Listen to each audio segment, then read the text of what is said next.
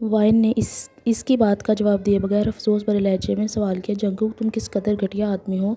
मुझ मासूम से मेरे नाकर्दा गुनाहों का बदला लेने के लिए तुम निकाह जैसे मुकद्दर रिश्ते का इस्तेमाल करोगे। हाँ बिल्कुल, जंगकुक ने ढाई से दांत निकालते हुए कहा।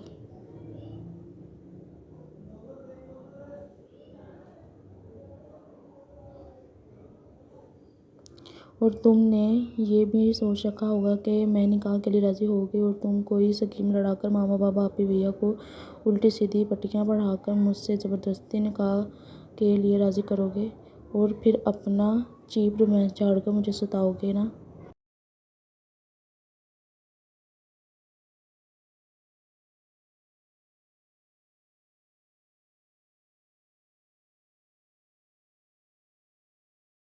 अब की बार रंग जंकू के चेहरे से उड़े और वो सख्त हैरानी के आलम में बस इतना ही पूछ सका कि तुम्हें कैसे पता चला।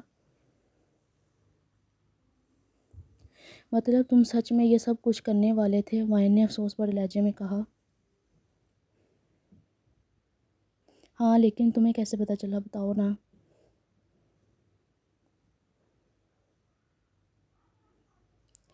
इसकी सुई अभी भी यही अटकी हुई थी और वो ऐसे हैरान होकर देख रहा था।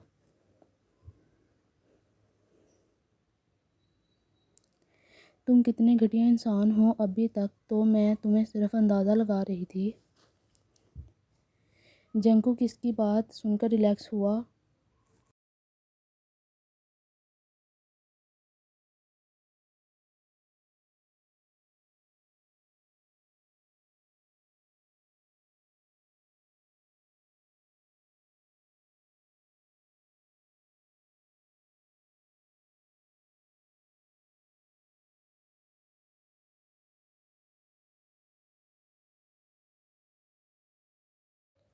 बेशक निकाह करना गलत बात नहीं है, लेकिन तुम्हारा घटिया इरादा बनाना और निकाह जैसे रिश्ते को इस्तेमाल करते हुए इनकी तकमील करना बेहद गलत बात है।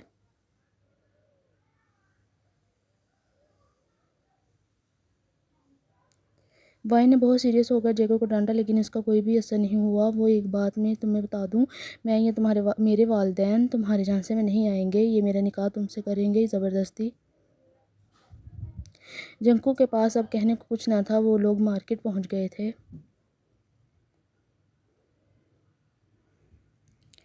वाइन ने अपनी दोस्त फातिमा के लिए गिफ्ट लिया और मार्केट से अपने लिए भी कुछ चीज़ें ली।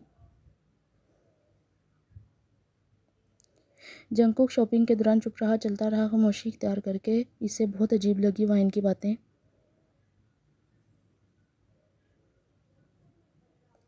वो लोग घर पहुंचे तो जंकुक अपने ख़राब मूड लिए अपने रूम में चला गया, जबकि वाइन अपनी शॉपिंग दिखाने के लिए मरियम चाची के पास चली गई। वही रूम में चाचा भी मौजूद थे।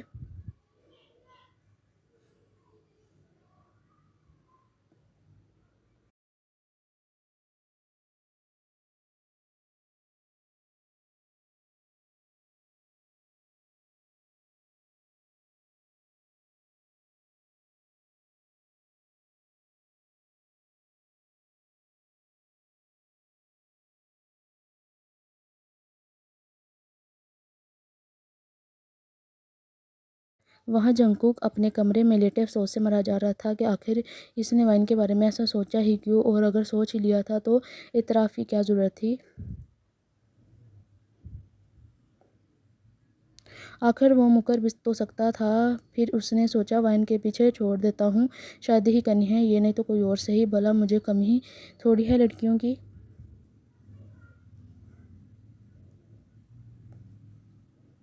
अच्छा हुआ इससे सब पता चल गया। ये सब सोचते सोचते दिल के किसी कोने से आती आवाज़ों ने इसे सब हैरान कर दिया।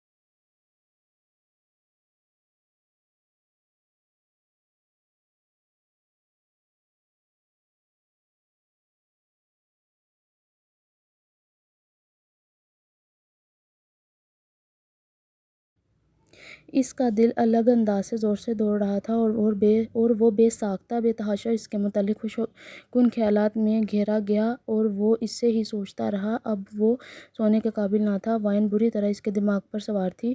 वहाँ वाइन ने रूम में जाते ही अपनी आपी के साथ मिलकर जंकू की अक्ल ठिकाने लगाने के लिए प्लान बनाया, जो कुछ देर पहले अपने चाचा चाची के साथ बनाया था।